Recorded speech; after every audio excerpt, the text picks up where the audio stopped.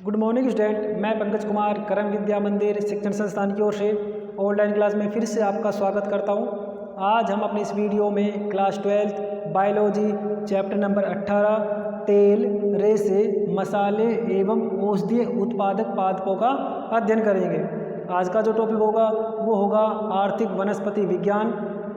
प्रकृति में उपस्थित सभी पादप मानव की मूलभूत आवश्यकताओं को पूरा करने में महत्वपूर्ण भूमिका निभाते हैं। मानव की महत्वपूर्ण तीनों आवश्यकताएं वस्त्र, भोजन एवं आवास मुख्य रूप से पादपों से ही प्राप्त की जाती है। चलो तो आज हम इन महत्वपूर्ण पादपों के आर्थिक गुणों का भी अध्ययन करते हैं। क्या होता है आर्थिक वनस्पति विज्ञान, चलो इसे देखते हैं। आर्थिक वनस्पति विज्ञान विज्ञान की वह शाखा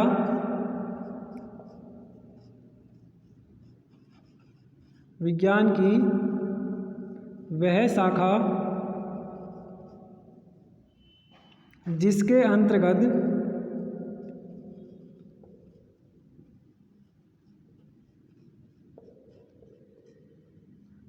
अंतर्गत आर्थिक दृष्टि से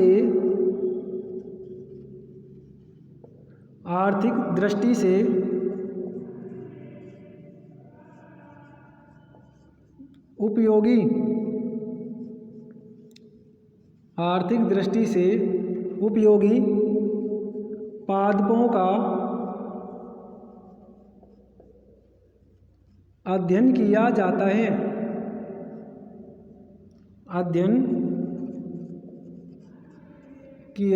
है तो उसे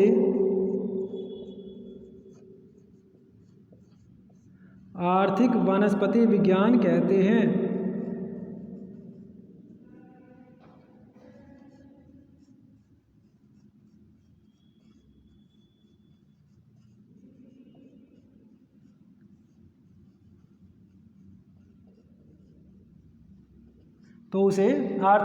वनस्पति विज्ञान कहते हैं।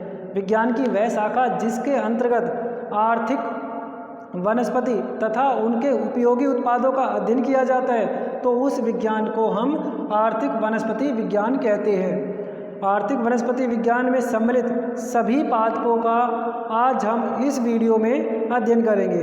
आर्थिक वनस्पति के रूप में किन किन पादपों को सम्मिलित किया गया, पादपों को कितने वर्गों में बांटा, चलो उसका अध्ययन करते हैं। आर्थिक वनस्पति विज्ञान की वह शाखा जिसके अंतर्गत आर्थिक दृष्टि से उपयोगी पादपों का अध्ययन किया जाता है तो उसे आर्थिक वनस्पति विज्ञान कहते हैं। आर्थिक दृष्टि से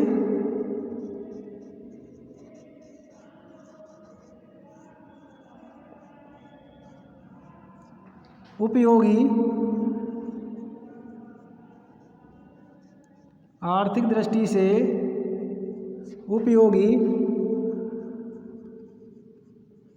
पादपों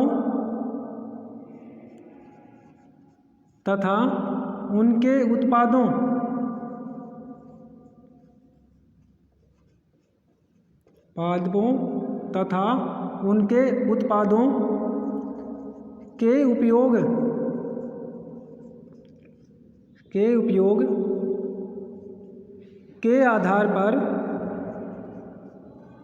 के उपयोग के आधार पर उन्हें 4 भागों में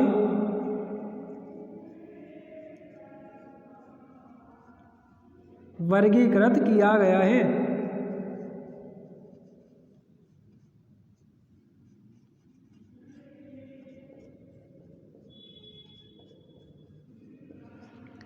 आर्थिक दृष्टि से उपयोगी पादपों तथा उनसे प्राप्त उत्पादों के उपयोग के आधार पर उन पादपों को, उन वनस्पतियों को मुख्य रूप से 4 भागों में वर्गीकृत किया गया है। कौन कौन से भाग हैं वो?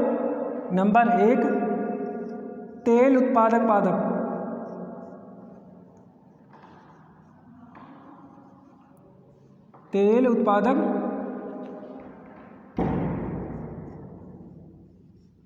पादप, नंबर 2 रेशे उत्पादक पादप,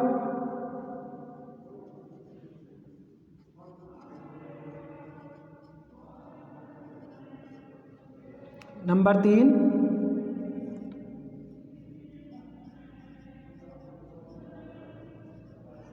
औषधि उत्पादक पादप और नंबर 4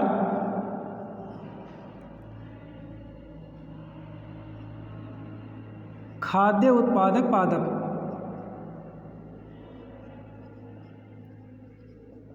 आर्थिक दृष्टि से उपयोगी पादपों का वर्गीकरण 4 रूपों में किया गया: तेल उत्पादक, रेशे उत्पादक, औषधि उत्पादक एवं खाद्य उत्पादक। चलो तो अब हम अपनी इस वीडियो के माध्यम से इन पादपों के चारों वर्गों का अच्छे से अध्ययन करते हैं। आप इन्हें जल्दी से नोट कर लीजिए।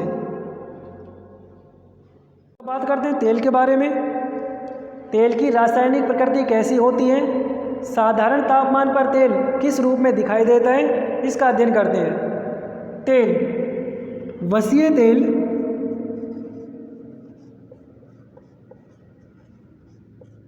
रासायनिक दृष्टि से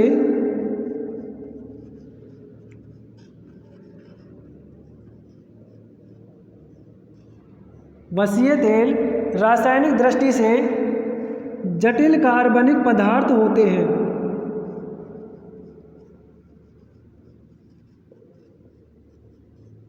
जटिल कार्बनिक पदार्थ होते हैं। वसीय तेल रासायनिक दृष्टि से जटिल कार्बनिक पदार्थ होते हैं जो जल में अविलय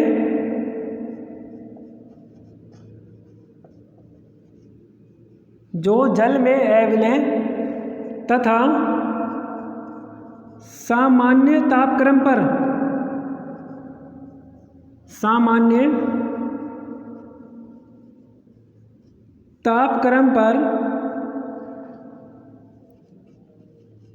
द्रव एवं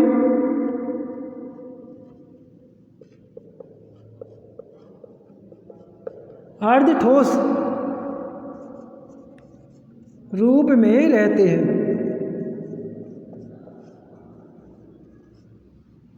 वसीय तेल रासायनिक दृष्टि से जटिल कार्बनिक पदार्थ होते हैं जो प्राय जल में अविलय तथा सामान्य तापक्रम पर द्रव एवं अर्धठोस रूप में रहते हैं। तेलों की प्राप्ति।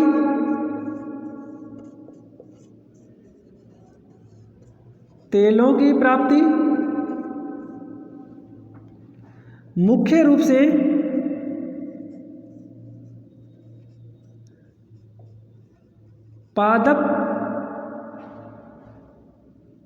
से पादप के स्तंभ व बीज भाग से की जाती है।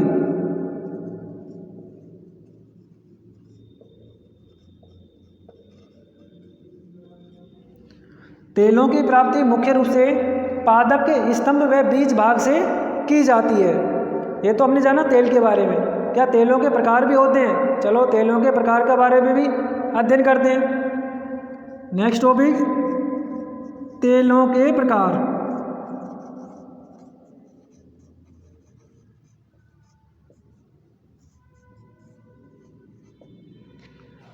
तेलों को उनकी वाष्पशील प्रकृति के आधार पर 2 भागों में विभक्त किया गया: वाष्पशील तेल और अवाष्पशील तेल। वाष्पशील तेल क्या होते हैं और इनमें किन किन तेलों को सम्मिलित किया गया? वाष्पशील तेलों का निर्माण किस प्रकार से किया जाता है? अवाष्पशील तेल क्या होते हैं, उनमें कौन कौन से तेल आते हैं? चलो इनका भी अच्छे से अध्ययन करते हैं। तेलों के प्रकार। तेलों को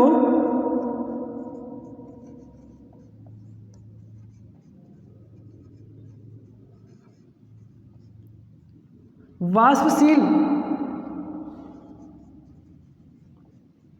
प्रकृति के आधार पर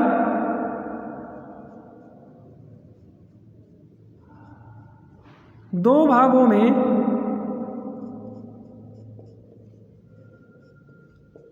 विभक्त किया गया।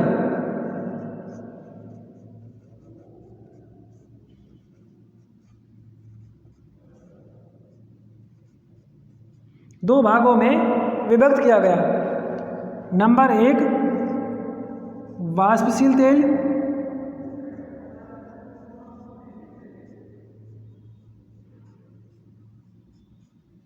और नंबर 2 अवाष्पशील तेल।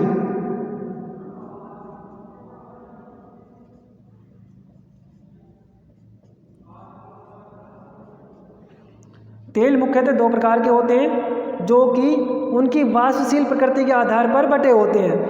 नंबर 1 वाष्पशील तेल और नंबर 2 अवाष्पशील तेल। आप इन्हें जल्दी से नोट कर लीजिए, फिर उसके बाद हम तेलों के दोनों प्रकारों का अच्छे से अध्ययन करते हैं। अब बात करते हैं नंबर 1 सुगंध या वाष्पशील तेल।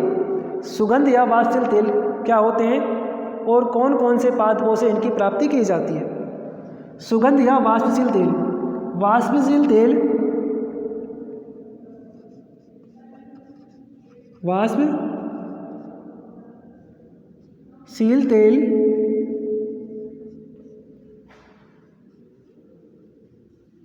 मुख्य रूप से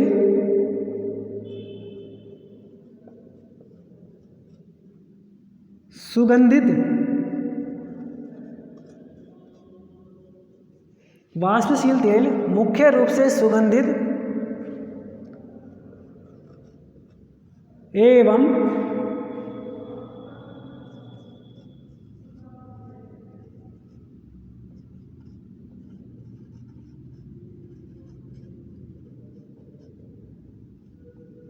हाइड्रोकार्बन्स होते हैं। वाष्पशील मुख्य रूप से सुगंधित एवं हाइड्रोकार्बन्स होते हैं। इन तेलों को आसवन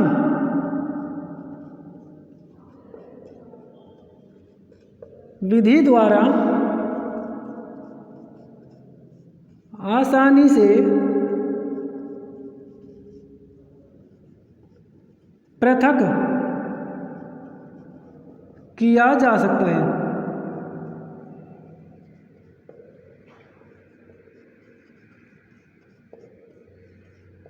आसानी से पृथक किया जा सकता है। सुगंधित अनिवार्य या वाष्पशील तेल मुख्य रूप से हाइड्रोकार्बन्स होते हैं। इन तेलों को मुख्य रूप से आसवन विधि द्वारा आसानी से पृथक भी किया जा सकता है।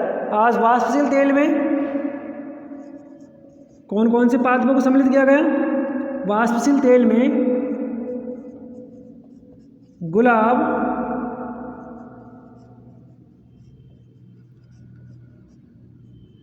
खसखस, मोगरा आदि पादपों से प्राप्त तेलों को सम्मिलित किया गया। इन पादपों से प्राप्त तेलों को आसवन विधि द्वारा आसानी से पृथक किया जा सकता है, शुद्ध रूप में प्राप्त किया जा सकता है, तो वो तेल कहलाते हैं वाष्पशील तेल। अब बात करते हैं नंबर 2 अवाष्पशील तेल के बारे में। नंबर 2 स्थिर या अवाष्पशील।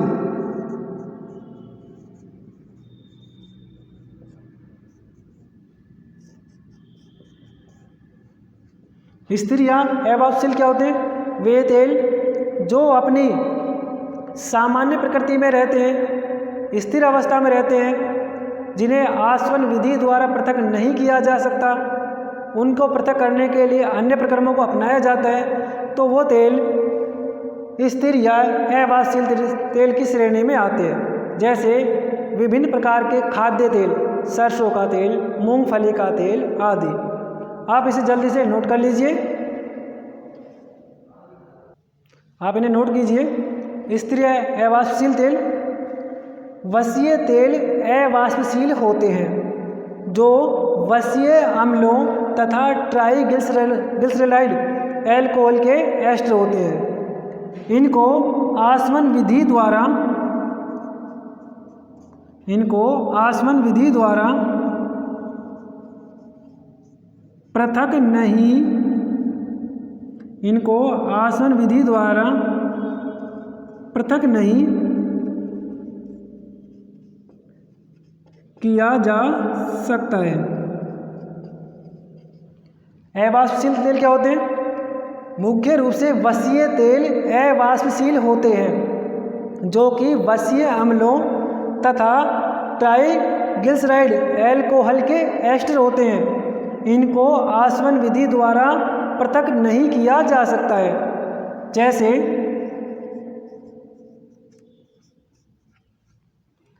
खाद्य तेल,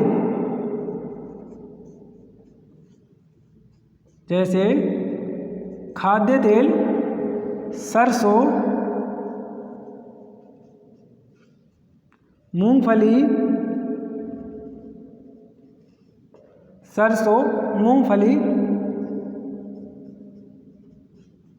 आदि खाद्य तेल।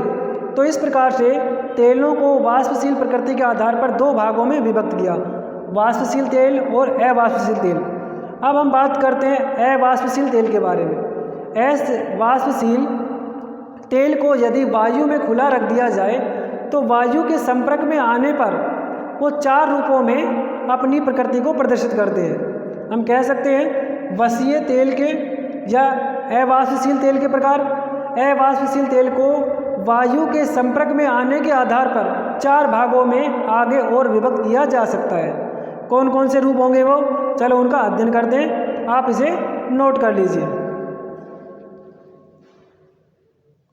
अब बात करते हैं वसीय या अवाष्पशील तेलों के प्रकार। वायु में खुला रखने पर तेल के व्यवहार के आधार पर वसीय तेल को चार भागों में बांटा जाता है। वायु में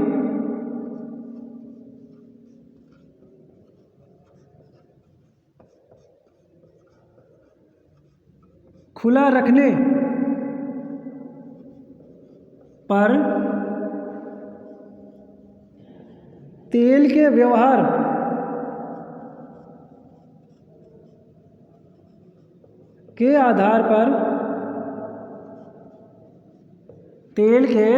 के आधार पर वसीय तेलों को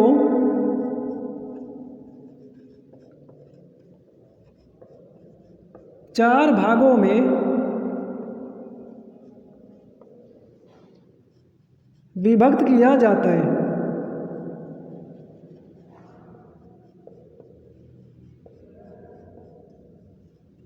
चार भागों में विभक्त किया जाता है।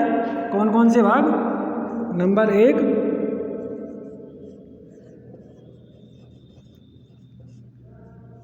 शुष्कन तेल, नंबर 2 अर्ध शुष्कन तेल,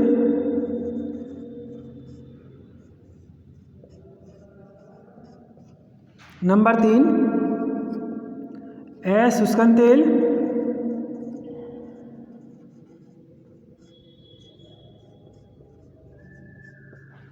और नंबर 4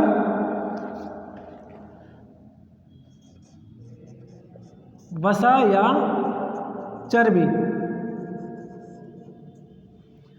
यदि वसीय तेल को वायु में रख दिया जाता है तो वायु के संपर्क में आने पर वो चार रूपों में अपनी प्रकृति को प्रदर्शित करता है। शुष्कन रूप, अर्ध शुष्कन रूप, अशुष्कन रूप और वसा या चर्बी। यदि वायु में खुला रख दिया जाए, यदि किसी वसीय तेल को वायु में खुला रख दिया जाता है तो वह वायु के संपर्क में आने पर उसकी ऊपरी परत लचीली रूप में परिवर्तित हो जाती है। किसी तेल की ऊपरी परत मोटे अर्धशुष्क रूप में परिवर्तित हो जाती है। कोई तेल पूर्ण रूप से अपनी पूर्ण अवस्था में रहता है, अर्थात किसी भी प्रकार की परत का निर्माण नहीं होता है। और कुछ तेल ऐसे होते हैं जो सामान्य रूप में कठोर, अर्ध कठोर रूप में चर्बी के रूप में एकत्रित हो जाते हैं। तो इस प्रकार से वायु के संपर्क में आने पर वो अपनी प्रकृति को दर्शाते हैं। इस प्रकार कौन कौन से तेल आते हैं, चलो उनको नोट करते हैं। चलो तो अब तेल की प्रकृति के बारे में अध्ययन करते हैं। शुष्कन तेल, जब किसी तेल को वायु में खुला रख दिया जाता है तो तेल की ऊपरी परत पतली लचीली परत में परिवर्तित हो जाती है। अर्थात तेल की ऊपरी भाग की सतह एक लचीली परत के रूप में परिवर्तित हो जाती है, तो इस प्रकार का तेल शुष्कन तेल कहलाता है। जैसे अलसी, सोयाबीन आदि के तेलों को यदि वायु में खुला रख दिया जाए तो उस तेल की ऊपरी परत पर एक पपड़ी जमने लगती है, जो प्राय लचीली रूप में होती है।